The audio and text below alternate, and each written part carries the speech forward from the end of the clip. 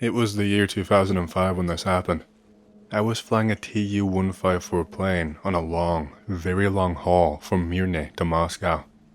I never liked flights like that because they are right on the edge of this aircraft's range.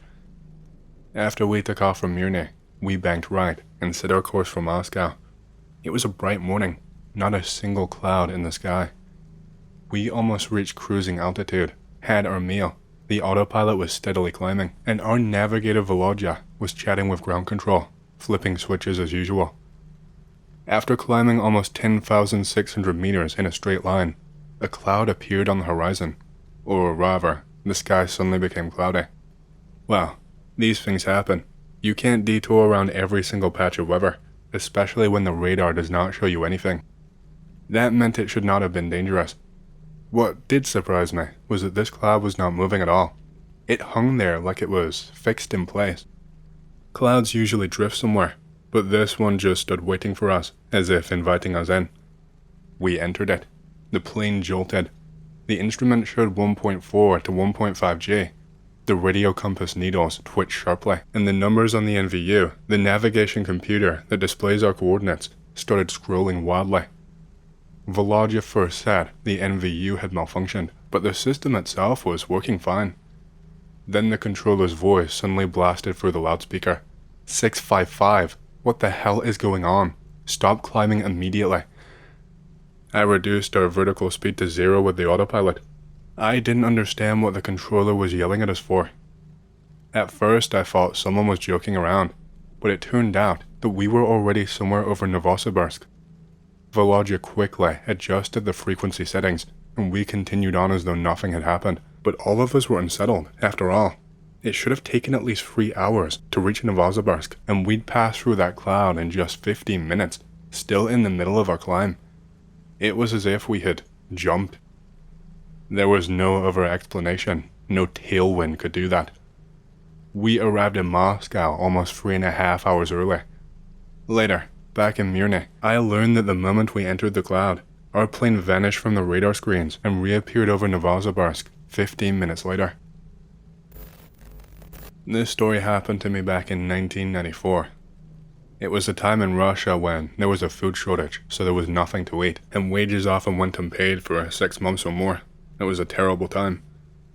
A Norwegian company had just leased several of our airplane's planes for a month for their own purposes, testing equipment like navigation instruments above the Arctic Circle. I was among those who agreed to take part in this venture, since they promised at least $2,000 a month. That was the deciding factor, especially because I already had plenty of experience flying in those latitudes. True, back then, I'd flown the piston engine IL-14, while now we were to fly a Tu-154M. Every other day, taking off from the Tigzy airport, we were supposed to fly around the New Siberian Islands for 7 hours straight, even flying over the North Pole once. After 2 weeks of these flights, each one would have seemed routine, had something unusual not happened. Reaching the designated waypoint, we began our standard descent from 9,600 meters down to 5,500. Already in the clouds, the magnetic compass course began acting up. Vitya, our veteran navigator, had already switched his attention to the radio compass, working the autopilot knob and turning it 5 degrees to the left as the needle indicated, but the needle refused to settle and kept spinning. I started to suspect a navigation failure, and a few seconds later that suspicion was confirmed, a perfectly possible occurrence near the magnetic poles. The KNL-90, essentially, our electronic navigator, could not determine our coordinates either, and it turned out that we had lost contact with ground control and other aircraft. The radio was filled with nothing but hissing. As commander, I made the decision to punch through the clouds and switch to visual flight. Valera, our flight engineer, reduced power, and Kolya, the co-pilot, who was flying at the time, pushed the control column forward, holding a descent rate of 8 meters a second. When we emerged from the clouds, I closed my eyes and shook my head several times. It did not help what I was seeing. Vitya asks, "Vasilik, you're seeing this too, right?" Only then did I realize it was not a hallucination, which could have happened from lack of oxygen or God knows what. Beneath us were tropical islands, untouched and pristine, with cliffs, coral reefs, and endless white sand beaches stretching out for kilometers as far as the eye can see. And yet I knew that even if we had somehow strayed toward the Hawaiian Islands, we did not have anywhere near enough fuel to reach them. Even the flight engineer, Valery Alexievich, tore himself from his panels to stare outside the window directly with his own 2 eyes. Despite the beauty of the islands, I felt a wave of unease. What on earth was happening? The navigator wrote down the coordinates of where we had started our descent, and tried to make at least a rough estimate of our position. Since our fuel reserves were limited, we only had enough for maybe 4.5 hours of flight, and we needed to act quickly. Kolya, though clearly shaken, held the parameters steady, nervously asking what this place was. The whole crew waited for an answer from me, and I invented one on the spot, saying maybe there was an active volcano nearby warming these islands, remembering some old film, but I did not believe a word of what I said, and I don't think they did either. The Norwegians on board were terrified as well, trying to find out what was happening, but since I did not speak a foreign language, I somehow managed to convince them that everything was fine, and they just needed to wait an hour. Meanwhile, as captain, I forced myself to not lose my composure, not to panic, and especially not to let my crew fall apart. I decided to descend to the lowest safe altitude and cruise along the coast at a minimum speed to evaluate possible landing sites in case we needed to make an emergency landing, something I had done in my younger days on the AN-2 and IL-14. After that, we could climb again and head inland to look for a runway. After burning half of our remaining fuel, if we had still not found an airfield, we would return to the coast and begin weighing a huge number of factors: how firm or soft the sand was, whether it was better to land with landing gear or without, or even attempt a water landing and choose the lesser of many evils. I told the flight engineer to monitor our remaining fuel closely and report to me every 10 minutes on the dot, as well as track hourly consumption and alert me to any changes. Kolya was to hold the bank and descent rate, and Vitya was to keep a close eye on altitude using the radio altimeter. Slowly descending to 200 meters, which on a heavy, sluggish aircraft like ours had to be done with extreme care, I scanned the beach, where, God forbid, we might have to put the aircraft down. At that point, none of us were thinking about being in the far Arctic anymore. The only goal was to land safely, with as little damage as possible.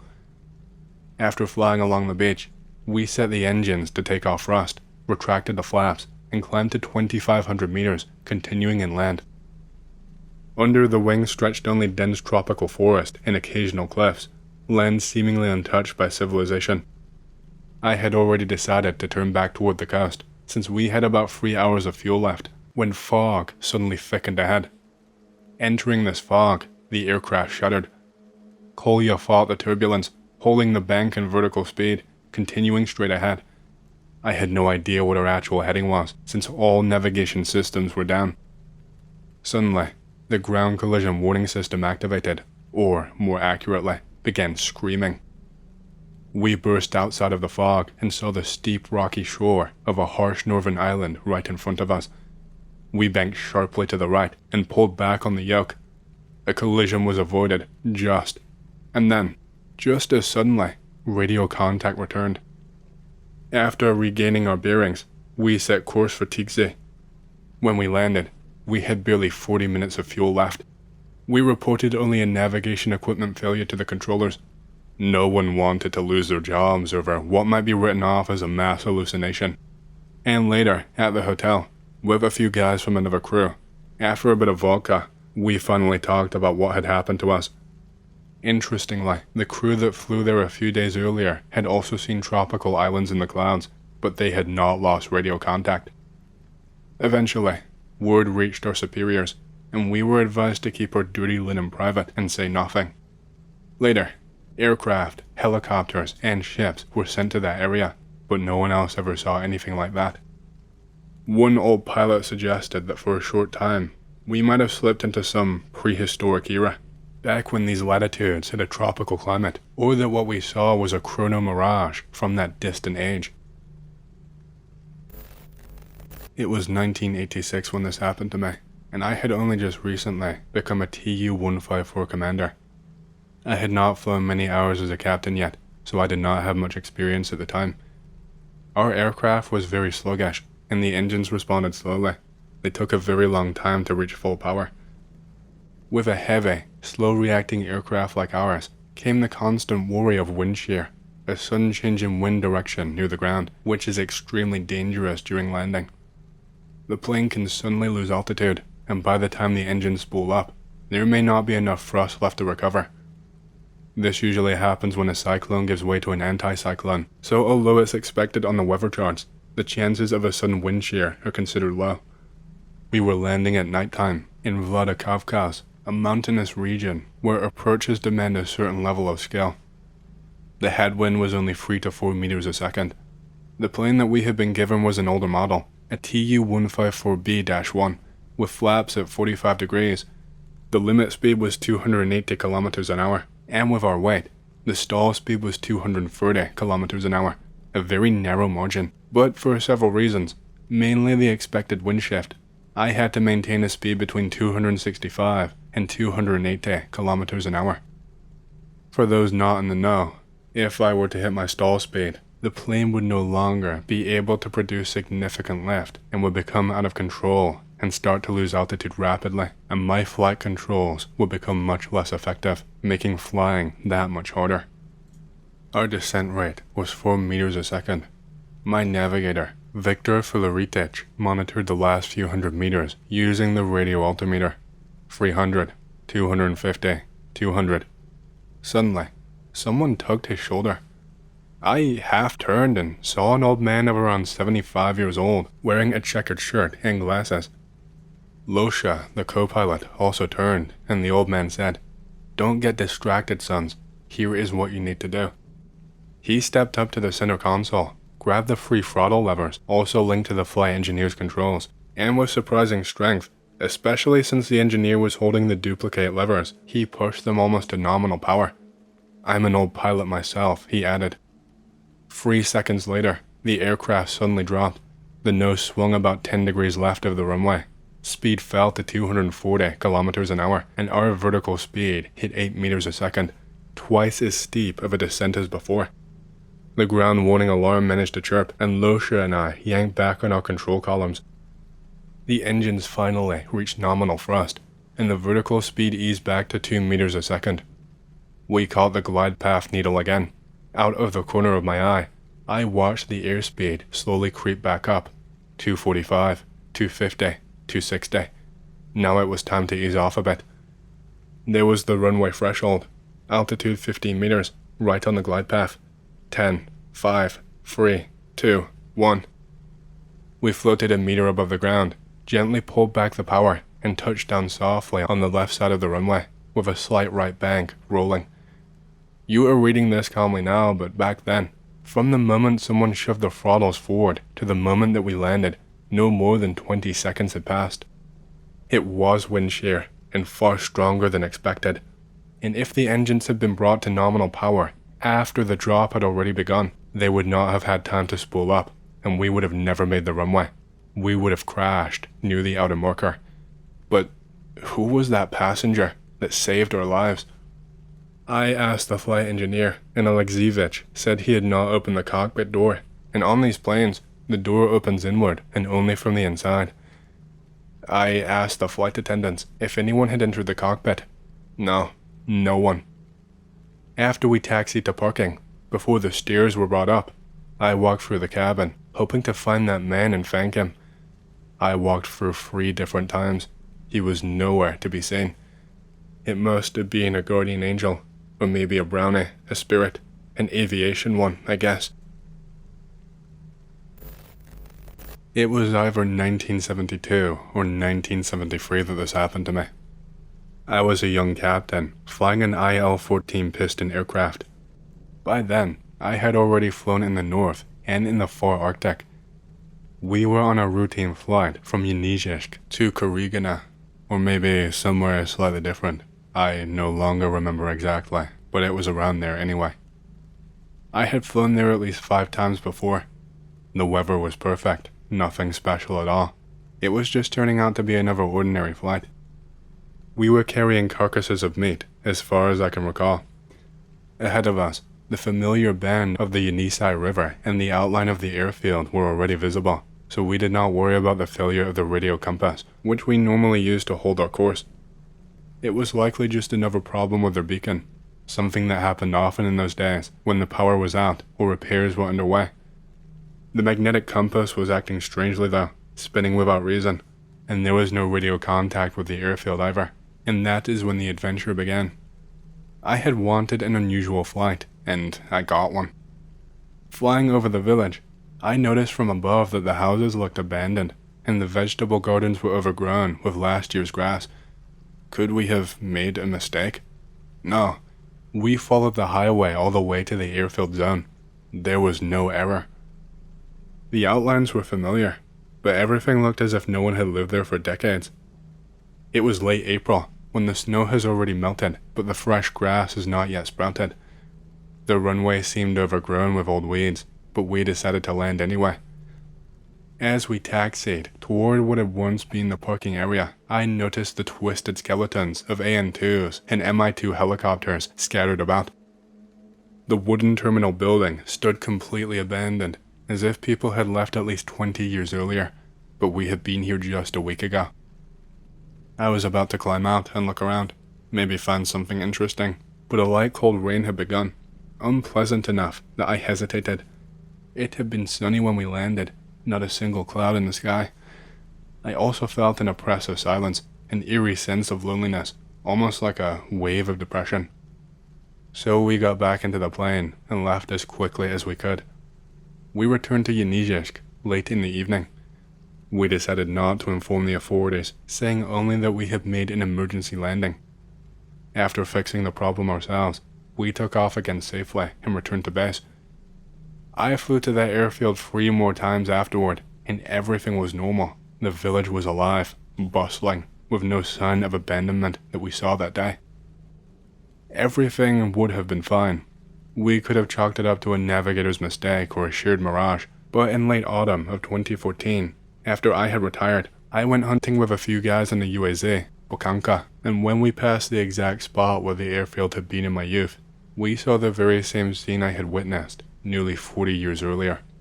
Everything was identical, down to the smallest details, the twisted metal, the overgrown runway, the decaying terminal, the skeletal remains of an AN-2 and an Mi-2. Hey, hope you've enjoyed the story so far.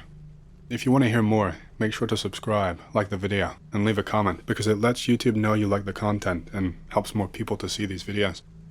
My next big goal for the channel is 100,000 subscribers, and as a celebration, I will be doing a Q&A video once we hit that goal. Thank you, and back to the stories. The geographic triangle in the Sargasso Sea, bounded by Bermuda, Puerto Rico, and the southern tip of Florida, is considered by many to be a mysterious region where ships and aircraft vanish without explanation. Attempts to understand what happens here produced a wide range of theories, from strictly scientific to ones involving aliens, or even the long-lost civilization of Atlantis. Yet the myths built up over centuries are most easily challenged by facts and statistics. In the case of the Bermuda Triangle, the opinions of Lloyd's insurance experts and the US Coast Guard, who are especially relevant, maintain that ships disappear near Bermuda no more often than in any other part of the world's oceans. Still, captains and pilots are advised to exercise extra caution in the region, since it contains numerous shoals and is a birthplace for cyclones and storms. One of the most famous incidents, one that still intrigues fans of the supernatural, is the disappearance of Flight 19, a formation of 5 American torpedo bombers that vanished in late 1945. Even though an official explanation exists, the circumstances of the tragedy remain unclear to this day. The Avenger torpedo bomber entered U.S. Navy service in 1942, replacing the aging Douglas Devastator. It featured folding wings to save space aboard aircraft carriers.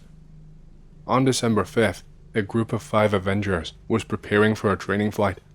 The pilots, led by an instructor, were undergoing retraining on this aircraft type. Their assignment was to fly a standard training route over the ocean, including 2 course changes and a practice bombing run. The flight departed from Fort Lauderdale, heading east. The route had been practiced many times, making the chance of major navigational mistakes low. Weather forecasts predicted no difficulties, and the aircraft carried nearly triple the required fuel, Although the flight was expected to take about 2 hours, they had enough for approximately 5.5 hours in the air. The group was led by an experienced pilot, and even the cadets had respectable flight time.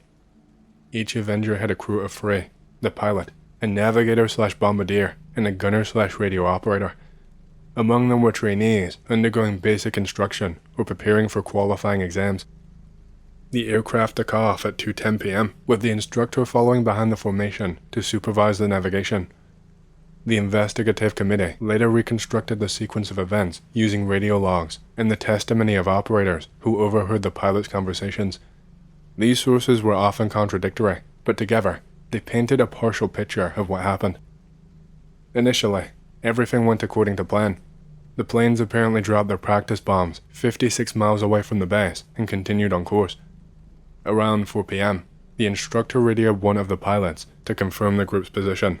That was when it emerged that both of the lead pilots' compasses had failed, leaving even the most experienced member of the group unsure of their location after the final turn. Communications were unstable, but by 4:10 p.m., both Fort Lauderdale and Port Everglades, the rescue base, were aware of the trouble.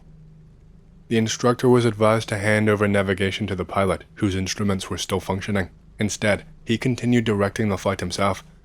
First, he wanted to be certain they had not inadvertently flown into the Gulf of Mexico, and only then did he attempt to adjust their course. By 5 p.m., the pilots on shore overheard shouting from members of the flight, some insisting that they should turn west, but the instructor persisted in his chosen direction. He never altered course, certain that they would eventually reach land. At 6:20 p.m., he ordered the group to stay together as long as fuel lasted. If the fuel ran out before they reached shore, they were to ditch at the same time. At 7:04 p.m., the last radio contact from the group was recorded, one of the pilots calling to the commander. By 8 p.m., their fuel was completely exhausted and the planes were forced to ditch. Nothing more was ever heard of them. The 5 Avengers had left Fort Lauderdale Naval Air Station at 2:10 p.m. The formation was commanded by one of the trainee pilots. Lieutenant Taylor sat in the rear seat, overseeing the accuracy of their navigation. To determine what happened afterward, investigators examined the radio logs and interviewed operators who had heard exchanges between the planes. Accounts differed, but the following chronology is based on documents referenced by the Naval Historical Center and on I.A. Murmamov's 100 Great Air Disasters book. None of the sources provide details about Taylor's status reports before the trouble began, or mention passing any navigational checkpoints, but they do state that communications confirm the bombing run was successfully completed at 3:40 p.m., or near 4 p.m., according to some sources. Senior instructor Lieutenant Robert F. Fox, flying over Lauderdale, heard someone calling Powers on the radio without using a call sign. The unknown speaker repeatedly asked for Powers' compass readings. After some time, he, or Powers, depending on the source, said, "I don't know where we are. We must have gotten lost after the last turn." Fox established contact and discovered that Taylor had made the call. Taylor said he was over the Keys, meaning the Florida Keys, and he was trying to locate Fort Lauderdale, but both his compasses had stopped working. Communication over 4,805 kHz was faint and unstable. Fox advised turning the plane so that the sun remained on the left and flying that course. At 4:10 p.m., Fort Lauderdale acknowledged the problem, and Port Everglades was notified as well. At 4:25 p.m., Port Everglades made contact with the flight. Taylor reported that they had flown over a small island, but could not see any over land. He activated his emergency locator beacon and asked if anyone could see them on the radar. Port Everglades urged him to yield command to a pilot with functioning instruments. At 4:41 p.m., Port Everglades heard Taylor say, "One of the pilots thinks that if we keep heading 270, we will make landfall." At 4:45 p.m., Taylor reported, "We'll hold heading 030 for 45 minutes, then turn north to make sure that we are not over the Gulf of Mexico." Cuban radio stations interfered with communications on 4,805 kHz, so he was asked to switch to the emergency frequency, 3,000 kHz. Taylor refused, explaining that he needed to stay in contact with the rest of the group. "I must keep my planes together." At 5 p.m., Taylor ordered the group to turn heading 090 east for 10 minutes. Around the same time, people on shore overheard what were likely the voices of two of the flight's pilots shouting, "If we had flown west, we would be home by now," and "Damn it, west, turn west." At 5:15 p.m., Taylor told Port Everglades, "I can barely hear you. We are now heading 270 degrees. He added that they intended to continue on this heading until we run out of fuel or reach land. Contact remained intermittent. At 5:30 p.m., Taylor asked his pilots, "What's that on the left? A craft?" No reply was heard. At 5:50 p.m., radio direction finders estimated the group's position within a 100-mile radius, 29 degrees 15 minutes north, 79 degrees 0 minutes west. At 5:54 p.m., Taylor was again advised to switch to 3,000 kHz. He again refused, not wanting to lose contact with the other planes. At 6:04 p.m., Taylor transmitted, "Holding course 270 degrees. We did not go far enough east. May as well turn around and fly east."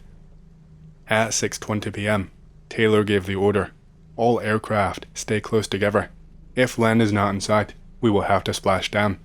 When anyone has less than 10 gallons left, we all descend together." At 7:04 p.m., the Miami Mission Control Center heard one of the pilots call Lieutenant Taylor by his call sign for the last time. Around 8 p.m., the Avengers ran out of fuel, ditched in the ocean, and disappeared without a trace. 2 PBM-5 Martin Mariner rescue flying boats were sent to locate Flight 19. One of them also vanished during the mission and was never recovered. The second aircraft continued searching through the night of December 5th to December 6th, but found nothing. One of the largest search operations in naval aviation history began the next morning. 300 aircraft and 21 ships combed the waters for the missing Avengers. Volunteers searched the coasts of Florida, the Bahamas, and the Florida Keys. The active search phase ended on December 10th, and the operation was fully terminated a few weeks later. The crews were officially declared missing. The U.S. Office of Naval Investigation conducted an inquiry into the disappearance of Flight 19. On December 7th, the initial findings and conclusions were released, and they boiled down to the following. Lieutenant Taylor mistakenly believed that the flight was over the Gulf of Mexico. This error arose from his conviction that the islands that they had flown over were the Florida Keys, and that turning northeast would lead them to the Florida Peninsula. Naval Control believed Taylor had already passed the Bahamas at the expected time, and was in fact flying northeast over the Atlantic Ocean. Although Lieutenant Taylor was an excellent combat pilot with no disciplinary issues in the Navy, he had a reputation for navigating by intuition and had become disoriented more than once. On 2 occasions, he had been forced to ditch his aircraft because of this. Responsibility for the loss of the aircraft and crews was therefore placed on Taylor. The disappearance of rescue aircraft number 49, a Martin Mariner, was explained as the result of an in-air explosion. Over the course of the next year, the report grew to 500 pages. Under pressure from Taylor's mother, who argued that the Navy Department was blaming her son for the loss of 5 aircraft and 14 men without sufficient evidence, the conclusion of Taylor's personal guilt was softened to the phrase, "cause unknown." In the years that followed, numerous theories, some based on the official version, and others devised independently, attempted to explain the causes and circumstances of the disorientation. These theories share a common starting point. If the flight had indeed been over the Florida Keys, then by turning northwest, they would have reached the Florida coast within 10 to 20 minutes. Therefore, the theory goes, the flight must have actually been over the Atlantic Ocean, roughly where it should have been according to the flight plan, and Taylor had mistaken some other islands for the Florida Keys. According to one widely discussed theory, under the influence of unknown factors, the flight turned right after passing the first navigational point, assuming a heading of about 90 degrees. They then crossed Great Abaco Island, which Taylor supposedly mistook for Grand Bahama, something not impossible, given the similar coastline shapes at that particular point. After misidentifying the second navigational point, the formation allegedly turned north rather than west. Taylor then saw a reef line east of Great Abaco and mistook it for the Florida Keys. However, this theory has weaknesses. The sun, instead of shining on the aircraft from behind, would have been shining from the right side, something at least one of the 14 crew members should have noticed. Moreover, even without the sun, Great Abaco lies beside a very large, shallow bank with distinctively colored water and a maze of small, marshy islands, nothing like the approach to Grand Bahama, where the coastline rises abruptly out of deep ocean water.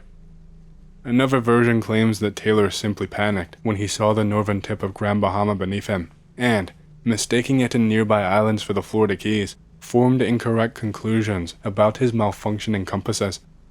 But confusing this specific stretch of Grand Bahama with the Florida Keys is difficult, given the presence of distinctive landmarks, most notably the Naval Airfield, then operated by the Royal Navy Air Corps. Many sources, including official ones, mention that during the Pacific Campaign, Taylor was twice forced to ditch due to complete fuel exhaustion, supposedly demonstrating professional unsuitability. However, according to the same documents, over 10 months, he flew roughly 2,500 hours in Avengers, around 250 hours per month. Such an extreme workload required pilots to perform all actions automatically, while errors caused by fatigue or simple misfortune were unavoidable. Taylor's competence is supported by the fact that his ditchings resulted in no crew fatalities, and investigations found no fault in his handling of the aircraft. He was never removed from flying duties.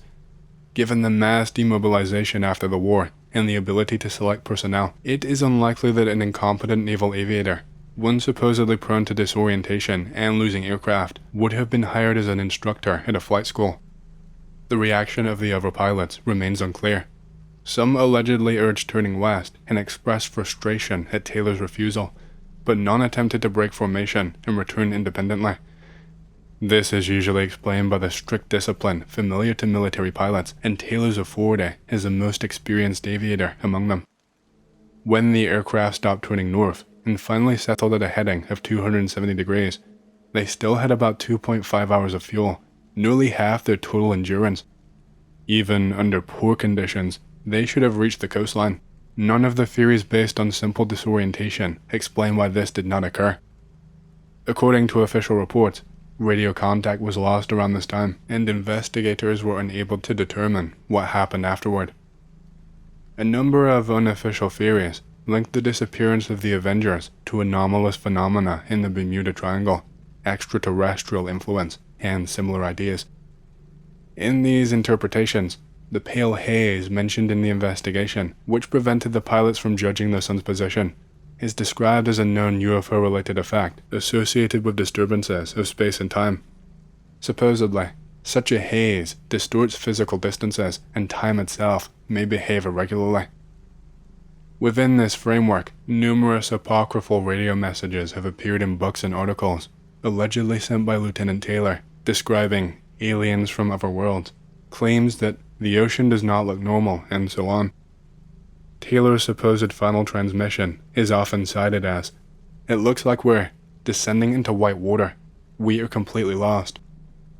None of these sensational texts were confirmed during the investigation. They appear only in works by journalists, psychics, ufologists, contactees, and similarly unreliable sources.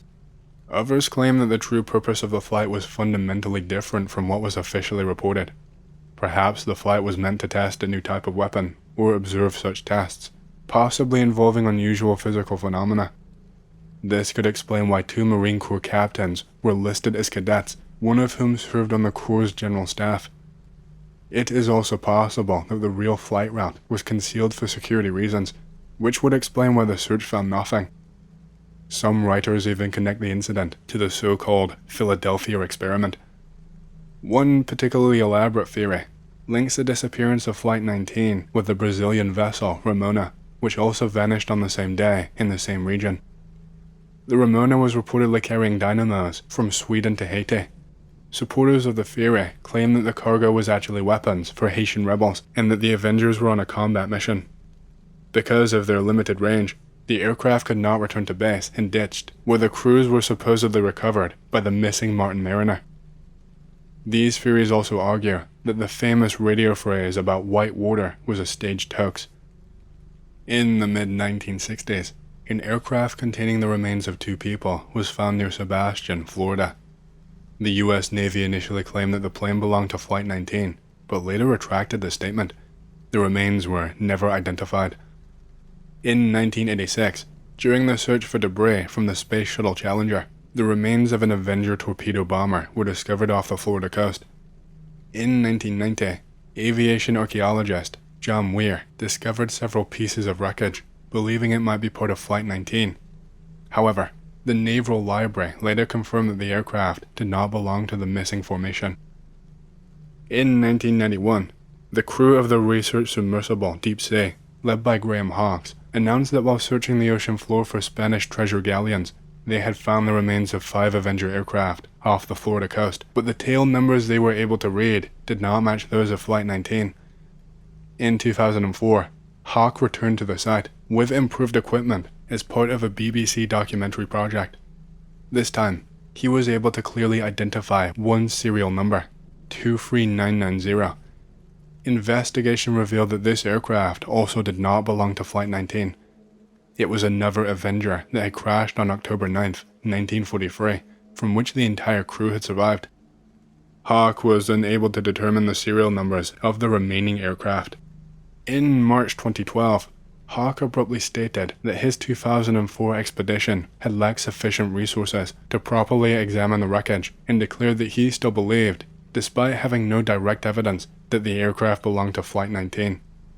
However, special reports show that between 1942 and 1945, 95 training flights from Fort Lauderdale ended up in accidents. Because of this, there is no certainty that the 4 unidentified Avengers that Hawke found were connected to Flight 19 at all.